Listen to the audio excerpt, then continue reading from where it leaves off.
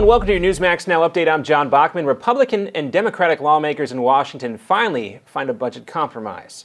Today, members of Congress are being briefed on the bipartisan agreement struck by House Republican Paul Ryan and Senate Democrat Patty Murray.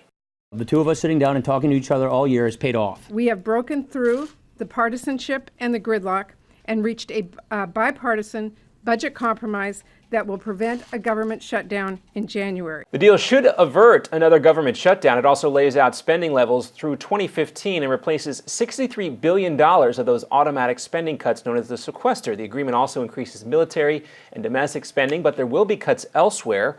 Federal employees will have to contribute more to their pensions, and airline travelers will notice higher fees when they buy their tickets. The deal promises to cut the deficit by some $23 billion. And cheers greeted the ambulance carrying the four young children and two adults who were rescued from the icy mountains of northern Nevada yesterday. About 200 people worked to find them after they failed to return home on Sunday. Ultimately, it was a family friend, Chris Montes, who spotted the group. It was a huge relief. I was expecting the worst. And when I came around the corner, I counted all 6 of them standing there nice and warm. On Sunday, James Glanton and his girlfriend, Christina McEntee, took their 2 young children and a niece and nephew to play in the snow about 100 miles northeast of Reno, but their Jeep flipped over. The family built a campfire near their car to avoid frostbite as temperatures dipped to below 16 degrees below zero. Friends say the family never lost faith that someone would find them.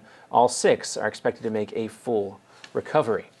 And Time magazine names Pope Francis its Person of the Year, crediting him with shifting the message of the Catholic Church while capturing the imaginations of millions of folks who had become disillusioned with the Vatican. The Pope beat out former U.S. National Security Agency contractor Edward Snowden and gay rights activist Edith Windsor for the award. Other finalists included Syrian President Bashar Assad and U.S. Senator Ted Cruz from Texas. And South Africans have been lining up all day, some waiting up to 5 hours to visit Nelson Mandela's body in the capital of Pretoria. Nelson Mandela was placed Wednesday at the same spot where he took the oath of office in 1994. Families were allowed in first, then dignitaries, and now all South Africans and other visitors are welcomed as well.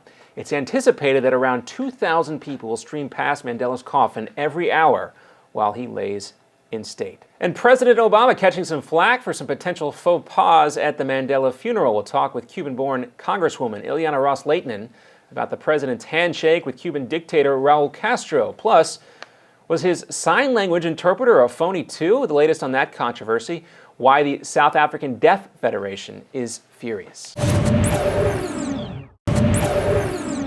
Welcome back. Deaf South Africans are upset over the quality of the interpreter who was on stage during President Obama's speech at the Nelson Mandela Memorial Service on Tuesday. The national director of the Deaf Federation of South Africa said the interpreter was a fake. He confirms that the man was merely flapping his arms during the speech. A board member of the federation has called the incident a disgrace. And Representative Ileana Ros-Lehtinen tells Newsmax TV in an exclusive interview that President Obama's handshake with Cuban dictator Raul Castro was nauseating. The handshake occurred as Obama and other world leaders attended the funeral of Nelson Mandela. To see the president of the United States shake hands with a sadistic murderer, which is what Raul Castro is and what he represents, it is nauseating. Now, this has been your Newsmax Now update. I'm John Bachman. Now here's the Steve Malzberg Show in New York.